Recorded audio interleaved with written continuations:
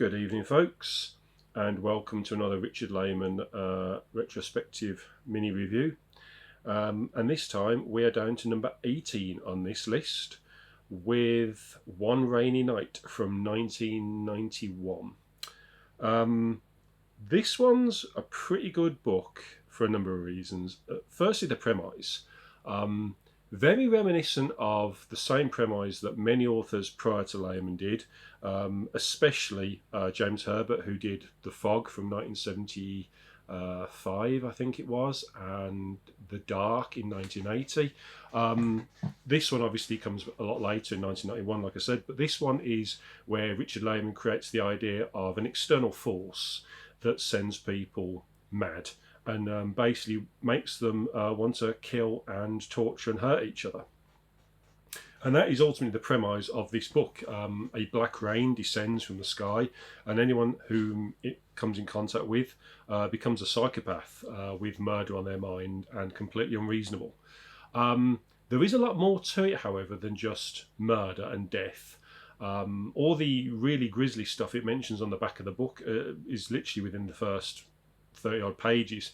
There's a bit of subtext here, and there's a bit of a political element to it, which Lehman very, very rarely touched on, because the start of the book, we don't see the events, but we hear and, well, we read about the event of the murder of a black man.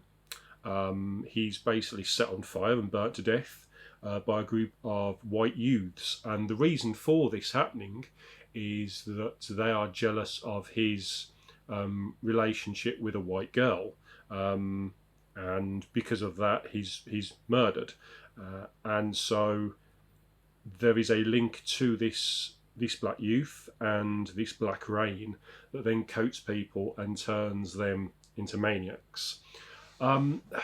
Without giving anything away, the resolution and reason for this, I think, is both handled in a as sensitive as Lehman can do manner, but it does also kind of bring up some racial stereotypes because it's connected to voodoo, which in some ways could be seen as racist. I don't think Lehman actually intended this to be racist. He's trying very hard here to write about the pointlessness and futility of racism and the violence about racism and just hating your fellow man for ridiculous reasons such as skin colour. And yet, there are racial stereotypes and things connected to the resolution that kind of do come across as slightly racist. It wasn't Lehman's intent, but that's just how it comes across. Without saying any more about that, which I thought was reasonably well handled for Lehman, you've also got 4 separate story threads here, which again for Lehman is quite complex. Usually you only follow a handful of individuals. Here you've got quite a few groups. There's a young girl and a even younger girl who are the older girl of the two is babysitting, and the boyfriend of this girl asks to come over to help because they obviously want to spend some time together when this girl goes to bed, but he gets coated in rain and he ends up breaking into the house as a maniac. And it's how you deal with somebody you don't want to hurt, who you love, but he's trying to kill you, which was decent. Then the younger girl's parents are at a diner where all hell breaks loose, and the main bulk of the story takes place here. There's a police officer who's trying to find his girlfriend, wondering whether she's alone in the flat he left her in or whether she's gone out into the rain, and there's a group of people that tag along with him. And then we've got the white youths who were responsible for this murder, who are awful, despicable human beings, the leader of which wants his girlfriend back, who was the girl who was in a relationship with this black guy, who just so happens, I think, to be the girl who's looking after the kid. Is that her? Maybe she is, yeah, because her boyfriend's... I just realised she's got a boyfriend. I don't know if she was actually dating this black guy or whether this was something that happened quite a long time ago, because I think she's got a boyfriend now who's white as well. I'm not quite sure where all that fits in. It makes sense when you read it. It's just my terrible surmising.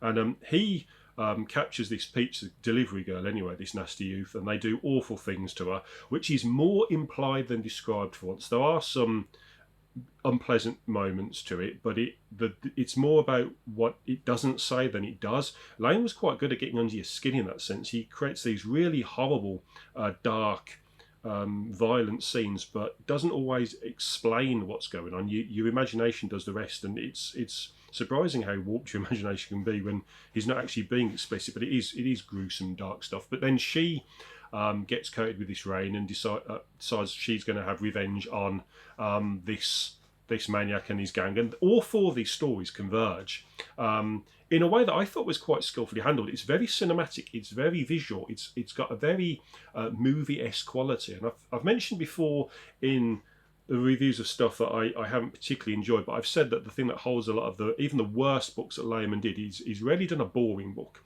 Even his worst books have a pace and a velocity to them that's really exciting and fun, and he has this way of words of being able to make you want to turn the page and find out what happens next and care about characters, and the way in which you can just fly through his books is quite impressive. He's a very skilled author at writing action and pace, and this is a very fast-paced book with lots and lots of action. It is quite one-dimensional. It is at times just wall-to-wall violence, and it doesn't necessarily need to be as long as it is. I mean, it's not a huge book. It's about 400 pages long, but 400 pages of nothing but violence is a lot of violence. And this book, so I've just realised I've got this phone balance in my hand, but every time I sort of shake, the whole camera shakes. So I'll try and avoid in future. It can't be good watching this with the screen shaking all over the place. I'll try and get some better, more stable camera work going on for the next few videos.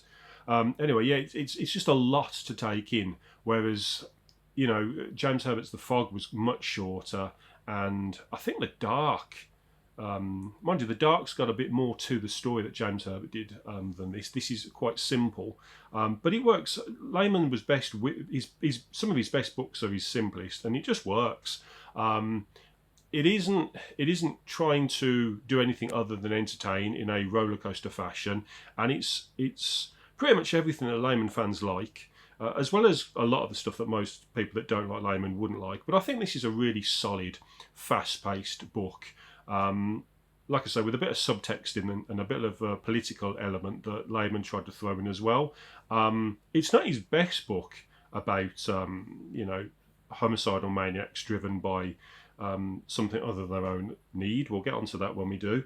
But it is a really solid book, and for me, whilst book 19 on this list, Night at the Lonesome October, was the first what I would consider decent recommended read, this is a step above, and I think there's quite a noticeable step with each of these books now, how much better they are than each other. I really enjoyed this book. I know that some people think it is quite one-dimensional. I can totally understand why they do, but for me, I like this sort of story where people are driven against their control to do things. And there is a bit here where I won't spoil it, but certain characters in this book do purposely get covered in this rain and fight against its effects to try and do stuff in order to stand out and fit in, or even combat the rage and strength of those maniacs. I think the only downside I have about this book in terms of characters is the main father figure, who's in this diner with his wife and whose daughter's at home being babysat. He was a middle-aged man who comes across initially as quite normal, and there's a part of me that was actually quite intrigued to see if Layman could write a normal middle-aged man with that mentality. But very, very quickly, this middle-aged man starts to become as sort of horny and pervy as all these other sort of teenage male characters, and even in situations where it's life and death, he's too busy taking a glance at people's breasts and nipples and stuff, and it's a little bit excessive. Layman definitely had some fixation there.